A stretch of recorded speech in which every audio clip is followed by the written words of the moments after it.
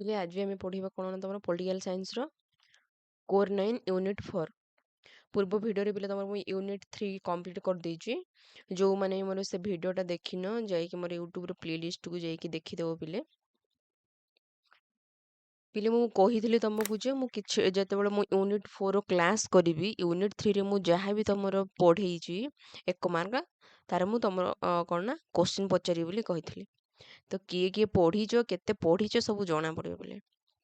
ତାହେଲେ ଆନ୍ସର ଦେବାକୁ ରେଡ଼ି ତ? ତାହେଲେ କୁହ ଯେ ମେରୀ ଓଲ୍ଷ୍ଟୋନକ୍ରାଫ୍ଟ କେଉଁ ପୁସ୍ତକ ପାଇଁ ସେ ବିଶ୍ୱ ପ୍ରସିଦ୍ଧ ହୋଇଥିଲେ? ଏହାର ଆନ୍ସରଟା ମୋତେ କମେଣ୍ଟ ସେକ୍ସନରେ ଜଣେଇବ ପିଲେ। ତାହେଲେ ଆଜି ତମର ସବୁ ମୁଁ ସିଲେକ୍ଟିଭ୍ କୋଶ୍ଚିନ୍ ଗୁଡ଼ାକ ସବୁ କହିଦେବି ପିଲେ। ତ ଭିଡ଼ିଓଟାକୁ ସ୍କିପ୍ ନ କରି ମୋ ସହିତ ଲାଷ୍ଟ ଯାଏଁ ଯୋଡ଼ି ହେଇକି ରୁହ। ତୁମେ ଜାଣିପାରିବ ଯେ ତମର ଯାହା ବି ତମର ଇମ୍ପୋର୍ଟାଣ୍ଟ ରହିବ।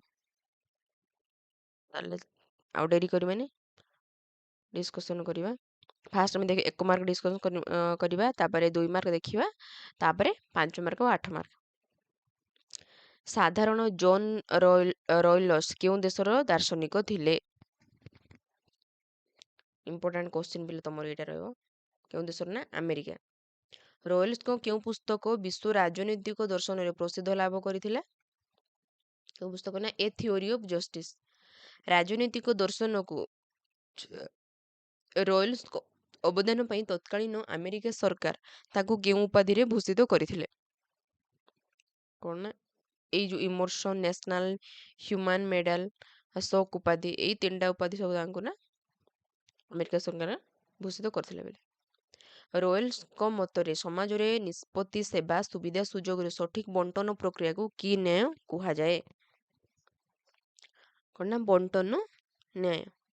ରୟଲସ୍ଙ୍କ ବର୍ଣ୍ଣନା କରିଥିବା ସ୍ୱଚ୍ଛ ସମାନତାର ସୁଯୋଗ ନୀତିର କେଉଁଠି ଏକ ଲକ୍ଷଣୀୟ ନୁହେଁ? କ'ଣ ନା ଯୋଗ୍ୟ ବ୍ୟକ୍ତିକୁ ସ୍ୱତନ୍ତ୍ର ସୁବିଧା ପ୍ରଦାନ। ରୟଲସ୍ଙ୍କ ମତରେ ଯେତେବେଳେ ସମାଜ ଗଠିତ ହୋଇନଥିଲା ମନୁଷ୍ୟ ପ୍ରକୃତି ରାଜ୍ୟରେ ବସବାସ କରୁଥିଲା ତାହାକୁ କ'ଣ କୁହାଯାଉଥିଲା? କ'ଣ ନା ଅଜ୍ଞତାର ଆବରଣ। ରୟଲସ୍ଙ୍କ ମତରେ ସାମାଜିକ ବ୍ୟବସ୍ଥାର ପାରମ୍ପରିକ ସ୍ଥିତି କାହା ଉପରେ ପ୍ରତିଷ୍ଠିତ ଥିଲା? ନା ଅର୍ଥନୈତିକ। ଦାର୍ଶନିକ ରୟଲସ୍ଙ୍କ ନ୍ୟାୟିକ ତତ୍ତ୍ୱ କାହା ଉପରେ ପ୍ରତିଷ୍ଠିତ ଥିଲା? ନା ଯୁକ୍ତିଯୁକ୍ତ ପସନ୍ଦ। ମାଇକେଲ ଫାକଲ୍ ସାଧାରଣତଃ କେଉଁ ଦେଶର ଦାର୍ଶନିକ ଥିଲେ? କେଉଁ ଦେଶ ନା ଫରାସୀର।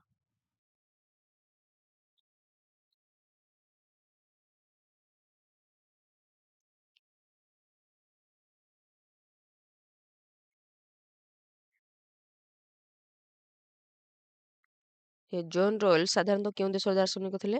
କେଉଁ ଦେଶର ନା ଆମେରିକା। କେଉଁଠାରେ ସେ ଜନ୍ମଗ୍ରହଣ କରୁଥିଲେ? ଏଇଟା ମୁଁ ଇମ୍ପୋର୍ଟାଣ୍ଟ ରହିବ ତମର। ଜୋନ୍ ରୟଲସ୍ ରଚନା କରୁଥିବା ବିଶ୍ୱ ପ୍ରସିଦ୍ଧ ପୁସ୍ତକର ନାମ କ'ଣ ନା ଦ ଥିଓରି ଅଫ୍ ଜଷ୍ଟିସ୍। ଏଇଟା ମଧ୍ୟ ଗୁରୁତ୍ୱପୂର୍ଣ୍ଣ। ଜୋନ୍ ରୟଲ୍ସ ହବ୍ ଓ ଲକ୍ ଏବଂ ରୁଷଙ୍କ ଡ୍ୟାସ୍ ତତ୍ତ୍ୱକୁ ପୂର୍ଣ୍ଣ ଡ୍ୟାସ୍ ପରିବର୍ତ୍ତନ କରିବାରେ ସକ୍ଷମ ହୋଇଥିଲେ? ନା ସାମାଜିକ ଚୁକ୍ତି ତତ୍ତ୍ୱ। ଡ୍ୟାସ୍ ତତ୍ତ୍ୱର ବ୍ୟାଖ୍ୟାକାର ଭାବରେ ରୟଲ୍ସ ବେଶ୍ ଜଣାଶୁଣା ହୋଇଥିଲେ? କେଉଁ ତତ୍ତ୍ୱ ନା ନ୍ୟାୟିକ ତତ୍ତ୍ୱ। ନ୍ୟାୟ ଶବ୍ଦଟି ମୂଳ ଲାଟିନ୍ ଶବ୍ଦ ଡ୍ୟାସ୍ରୁ ଉଦ୍ଧୃତ ହୋଇଛି? କେଉଁ ନା ଜଙ୍ଗେର। ଜୋନ୍ ରୟଲ୍ସକୁ ବିଂଶ ଶତାବ୍ଦୀର ଜଣେ ଡ୍ୟାସ୍ ଦାର୍ଶନିକ ଭାବରେ ଗ୍ରହଣ କରାଯାଏ? ନା ଉଦାରବାଦୀ। ରାଜନୈତିକ ଦର୍ଶନକୁ ସର୍ବଶ୍ରେଷ୍ଠ ଅବଦାନ ପାଇଁ ତତ୍କାଳୀନ ଆମେରିକା ସରକାର ରୟଲ୍ସକୁ ଡ୍ୟାସ୍ ଉପାଧି ପ୍ରଦାନ କରିଥିଲେ? ନା ଜାତୀୟ ମାନବୀୟ ମଡେଲ। ଏଇଟା ଗୁରୁତ୍ୱପୂର୍ଣ୍ଣ ପିଲା। ନେକ୍ସଟ ଦେଖିବା। ରୟଲ୍ସଙ୍କ ନ୍ୟାୟିକ ତତ୍ତ୍ୱ ବ୍ୟକ୍ତିର ଡ୍ୟାସ୍ ଉପରେ ପ୍ରତିଷ୍ଠିତ? ନା ଯୁକ୍ତିଯୁକ୍ତ ପସନ୍ଦ। ଦାର୍ଶନିକ ରୟଲ୍ସଙ୍କ ନ୍ୟାୟିକ ତତ୍ତ୍ୱକୁ ଡ୍ୟାସ୍ ଧାରା ସହିତ ସଂଯୋଗ କରିଛନ୍ତି? ନା ଯୁକ୍ତିଯୁକ୍ତତା। ରୟଲ୍ସଙ୍କ ମତରେ ଯେକୌଣସି ସମୟରେ ଆମେ ଡ୍ୟାସ୍ ସ୍ଥିତିରେ ପ୍ରବେଶ କରିପାରୁ ଯଦି ଆମେ ଏକ ନିର୍ଦ୍ଦିଷ୍ଟ ପ୍ରଣାଳୀକୁ ସଠିକ୍ ରୂପେ ଅନୁସରଣ କରୁ? ନା ବାସ୍ତବିକ ସ୍ଥିତି। ରୟଲ୍ସଙ୍କ ମତରେ ଡ୍ୟାସ୍ ଆବରଣରୁ ମନୁଷ୍ୟ ମୁକ୍ତ ହେବା ପାଇଁ ସାମାଜିକ ଚୁକ୍ତି ସମ୍ପାଦନ କରିଥିଲେ? ନା ଅଜ୍ଞତାର। ମାଇକେଲ ଫକଲ୍ ଡ୍ୟାସ୍ ଦେଶର ଦାର୍ଶନିକ? କେଉଁ ଦେଶର ନା ଫ୍ରାନ୍ସ। ସେ କେଉଁଠାରେ ଜନ୍ମଗ୍ରହଣ କଲେ? ନା ଫ୍ରାନ୍ସର ଫୋଇଟୋରୀ ଠାରେ। ମାଇକେଲ ଫକଲଙ୍କ ବିଶ୍ୱ ପ୍ରସିଦ୍ଧ ପୁସ୍ତକର ନାମ କଣ? ଏଇଟା ମଧ୍ୟ ଗୁରୁତ୍ୱପୂର୍ଣ୍ଣ ରହିବ ବୋଲି କଣ ନା?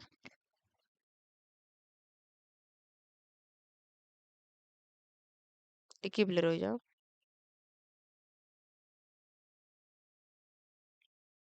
ମ୍ୟାଡନେସ୍ ଆଣ୍ଡ ସିଭିଲାଇଜେସନ, ଏଟା ତାଙ୍କର ବିଶ୍ୱ ପ୍ରସିଦ୍ଧ ପୁସ୍ତକ। ହେଲା, ଗୁରୁତ୍ୱପୂର୍ଣ୍ଣ ରହିବ ବୋଲି।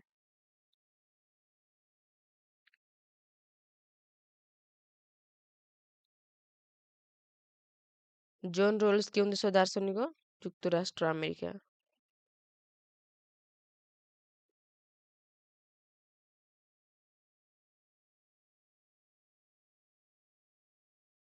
ଜୋନ୍ ରୋଲ୍ସଙ୍କୁ ବିଂଶ ଶତାବ୍ଦୀର ଜଣେ କି ପ୍ରକାର ଦାର୍ଶନିକ ଭାବରେ ଗ୍ରହଣ କରାଯାଏ? କେଉଁ ଦାର୍ଶନିକ ନା ଉଦାରବାଦୀ।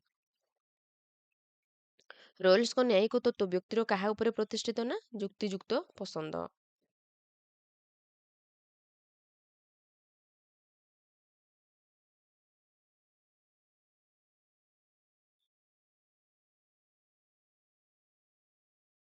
ତ ଏବେ ଦେଖିବା ତମର 2 ମାର୍କ ଦେଖିବା।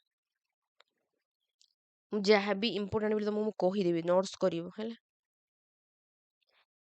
ରୋଲ୍ସଙ୍କ ନ୍ୟାୟିକ ତତ୍ତ୍ୱ କଣ? ଏଇଟା ମଧ୍ୟ ଇମ୍ପୋର୍ଟାଣ୍ଟ ରହିବ ଯେ ରୋଲ୍ସ ନ୍ୟାୟିକ ତତ୍ତ୍ୱ ରୋଲ୍ସଙ୍କ ନ୍ୟାୟିକ ତତ୍ତ୍ୱ କଣ? କଣ ବୋଲେ ଦାର୍ଶନିକ ଜୋନ୍ ରୋଲ୍ସଙ୍କ ପ୍ରସିଦ୍ଧ ପୁସ୍ତକ ଦ ଥିଓରି ଅଫ୍ ଜଷ୍ଟିସ୍ ବିଂଶ ଶତାବ୍ଦୀର ରାଜନୈତିକ ଦର୍ଶନର ପରିବର୍ତ୍ତିତ ଧାରାକୁ ବର୍ଣ୍ଣନା କରିଛି। ଏଥିରେ ନ୍ୟାୟିକ ତତ୍ତ୍ୱ, ଉଦାରବାଦୀ ଚିନ୍ତାଧାରା, ପରିବର୍ତ୍ତିତ ଧାରା, ସାମାଜିକ ଯୁକ୍ତି ତତ୍ତ୍ୱର ପ୍ରୟୋଗାତ୍ମକ ଦିଗ, ବ୍ୟକ୍ତି ସ୍ୱାଧୀନତା ଅଧିକାର ବିଷୟରେ ବିଶଦ ଭାବରେ ବର୍ଣ୍ଣନା କରାଯାଇଛି। ହେଲା, ନେକ୍ସଟ ଦେଖିବା।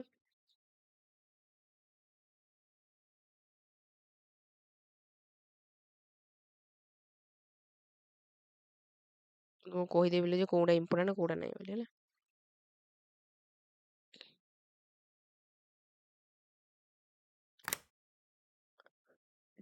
ସ୍ୱଚ୍ଛ ସମାନତାର ସୁଯୋଗ ନୀତି କଣ? ଏଇଟା ମଧ୍ୟ ଇମ୍ପୋର୍ଟାଣ୍ଟ ରହିବ ବୋଲି ହେଲା। ଯାହା ବି ମୁଁ ଇମ୍ପୋର୍ଟାଣ୍ଟ ବୋଲି କହୁଛି ନୋଟ୍ସ ବନେଇବ, ନୋଟ୍ସ କରିବ। ଓକେ,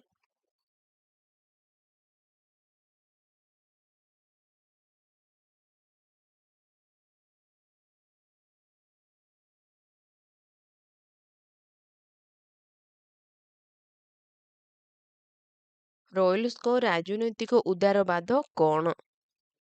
ଏଇଟା ମଧ୍ୟ ଇମ୍ପୋର୍ଟାଣ୍ଟ ଯେ ଦାର୍ଶନିକ ରୋଏଲ ସାର୍ବଜନୀନ ମତବାଦକୁ ପରିବର୍ତ୍ତନ କରି ରାଜନୈତିକ ଉଦାରବାଦ ଉପରେ ବ୍ୟାଖ୍ୟା କରିଥିଲେ। ଏକ ଉଦାରବାଦୀ ଗଣତାନ୍ତ୍ରିକ ସମାଜରେ ବିକଳ୍ପ ବ୍ୟବସ୍ଥା ବିନା ଉଦାରବାଦକୁ ସଠିକ ରୂପେ ଗ୍ରହଣ କରାଯିବା ଏବଂ ସ୍ୱତନ୍ତ୍ରତା ଓ ସମାନତାକୁ ଏକ ମୌଳିକ ରାଜନୈତିକ ଢାଞ୍ଚା ଭାବରେ ଜନସାଧାରଣଙ୍କ ଦ୍ୱାରା ଆଦୃତ ହେବା ଧାରାକୁ ରାଜନୈତିକ ଉଦାରବାଦ କୁହାଯାଏ।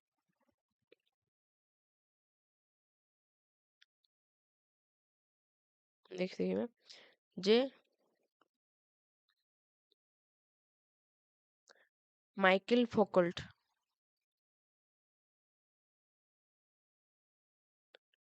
ମାଇକେଲ ଫୋକଲ୍ଟଙ୍କ କ୍ଷମତା ତତ୍ତ୍ୱ କଣ? ଏଇଟା ମଧ୍ୟ ଇମ୍ପୋର୍ଟାଣ୍ଟ ରହିବ ବୋଲି। ହଁ,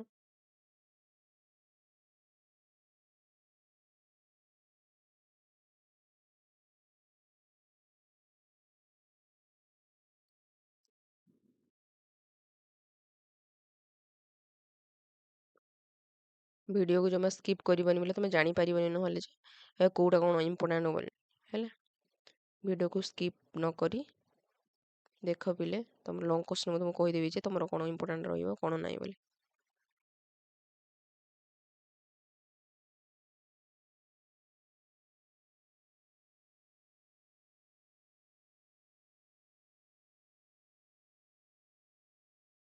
ତ ଦେଖିବା ତମର କଣ 5 ମାର୍କ। ରୋଏଲ୍ସଙ୍କ ନ୍ୟାୟିକ ତତ୍ତ୍ୱ 2 ମାର୍କ ପାଇଁ କହିଲେ 5 ମାର୍କ ପାଇଁ ଏଟା ମୋର ଇମ୍ପୋର୍ଟାଣ୍ଟ ରହିବ ହେଲା, ପଢ଼ିକି ଯିବ ପିଲେ।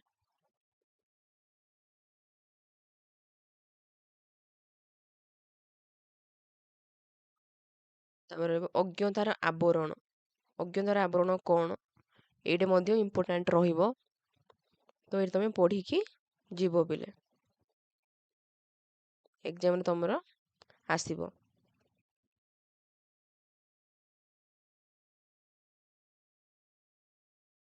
ନେକ୍ସଟ ଦେଖିବା।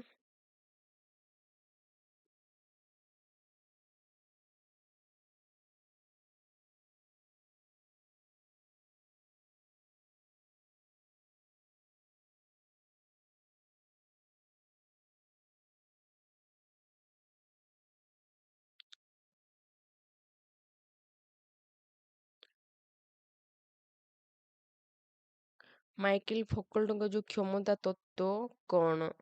ଫୋକଲ୍ଟଙ୍କ କ୍ଷମତା କ'ଣ ଏଇଟା ମଧ୍ୟ ଇମ୍ପୋର୍ଟାଣ୍ଟ ପିଲେ ପଢ଼ିକି ଯିବ।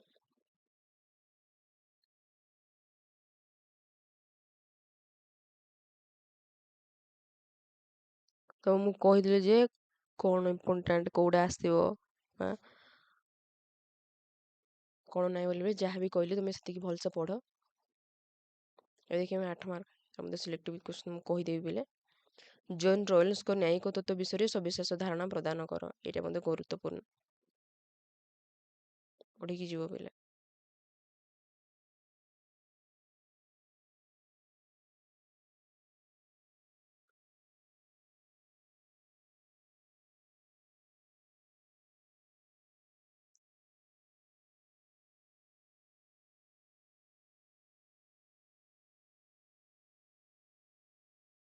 ପଢ଼ୁଛ ନା ନାଇଁ ପିଲେ ମୋତେ କହିଲ?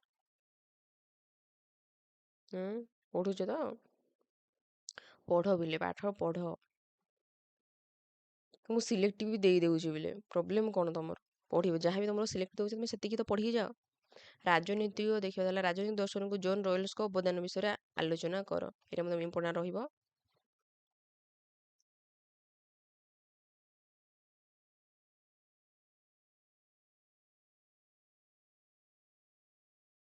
ଦାର୍ଶନିକ ଫୋକଲ୍ଟଙ୍କ କ୍ଷମତା ତ ବିଷୟରେ ସବିଶେଷ ଧାରଣା ଦିଅ। ଏଇଟା ମଧ୍ୟ ଇମ୍ପୋର୍ଟାଣ୍ଟ କ୍ୱେଶ୍ଚନ୍ ପିଲେ।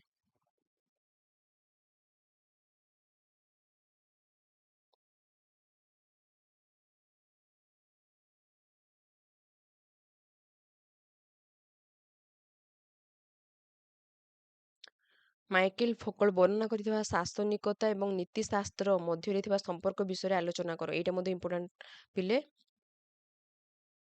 ୟାକୁ ବି ପଢ଼ିକି ଯିବ।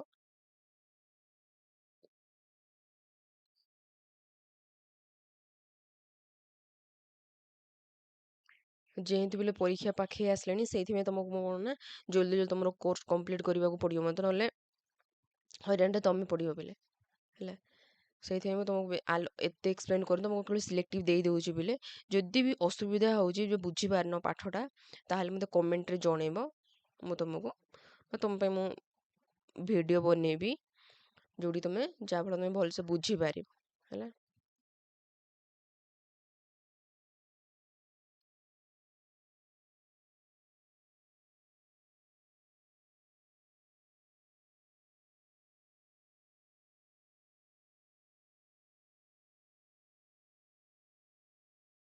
ରାଜନୈତିକ ଦର୍ଶନ ମାଇକେଲ ଫୋକଲ୍ଟଙ୍କ ଅବଦାନ ବିଷୟରେ ଆଲୋଚନା କର। ଏଇଟା ମଧ୍ୟ ଇମ୍ପୋର୍ଟାଣ୍ଟ। ୟାକୁ ବି ପଢ଼ିକି ଯିବ।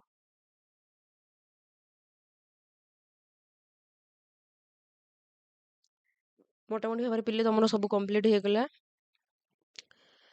ଯେଉଁମାନେ ବି ମୋର ଦେଖିନ ପୂର୍ବ ଭିଡ଼ିଓ ୟୁନିଟ୍ 3, 2, 1 ଯାଇକି ଦେଖିଦେବ ପିଲେ। ଯେଉଁମାନେ ପ୍ରଥମ ଥର ମୋ ଚ୍ୟାନେଲକୁ ଭିଜିଟ୍ କରିଛ ଲାଇକ୍ ସେୟାର ଆଉ ସବସ୍କ୍ରାଇବ୍ କରିବାକୁ ଜମା ବି ଭୁଲିବନି। ଯାହା ବି ତମର ଅସୁବିଧା ହେଉଛି ବୋଲେ ତମକୁ କେଉଁଟା ବା ତୁମର କେଉଁ ଟାଇପ୍ର ଭିଡ଼ିଓ ଦରକାର, ମାନେ କେଉଁଟାର ମାନେ କ'ଣ ଯେ କେଉଁଟା କ୍ଲାସ୍ ତମେ ଚାହୁଁଛ କ'ଣ ମୋତେ ପୁରା କମେଣ୍ଟ ସେକ୍ସନରେ ଜଣେଇବ। ମୁଁ ତମେ ଯାହା ଚାହୁଁଛ ପିଲେ ସେ ଅନୁସାରେ ମୁଁ ତମ ଭିଡ଼ିଓ ଆଣିବି। ଯଦି ବି ଭିଡ଼ିଓଟି ଭଲ ଲାଗୁନି ମୋତେ କହିବ ଯେ ନାଇଁ ମ୍ୟାଡ଼ାମ୍ ଏ ଭିଡ଼ିଓଟା ଭଲ ଲାଗୁନି ତ ଏମିତି କରନ୍ତୁ, ଯାହାଫଳରେ ମୁଁ ବି ପିଲେ ମୋର ଯେ ଯାହା ବି ଅସୁବିଧା ମୁଁ ବି ଜାଣିପାରିବି ତମେ ମାନେ କହିଲେ ବୋଲି ହେଲା। ତ ଭିଡ଼ିଓଟି ଭଲ ଲାଗୁଥିଲେ ପିଲେ ଲାଇକ୍ ସେୟାର ଆଉ ସବସ୍କ୍ରାଇବ୍ କରିବାକୁ ଜମା ବି ଭୁଲିବେନି। ଏହାର ପି ଡି ଏଫ୍ ପାଇବାକୁ ଚାହୁଁଥିଲେ ମୋର ଟେଲିଗ୍ରାମ ଗ୍ରୁପ୍ରେ ଜଏନ୍ ହେଇଯିବେ। ଡିସ୍କ୍ରିପ୍ସନ୍ରେ ତାର ଲିଙ୍କ୍ ଦେଇଦେଇଛି। ଆଜି ପାଇଁ ପିଲେ ତାହେଲେ ଏତିକି ଥାଉ। ପୁଣି ଥରେ ଦେଖା ହେବ ନେକ୍ସଟ ଭିଡ଼ିଓରେ। ରହିଲି, ଥ୍ୟାଙ୍କ ୟୁ।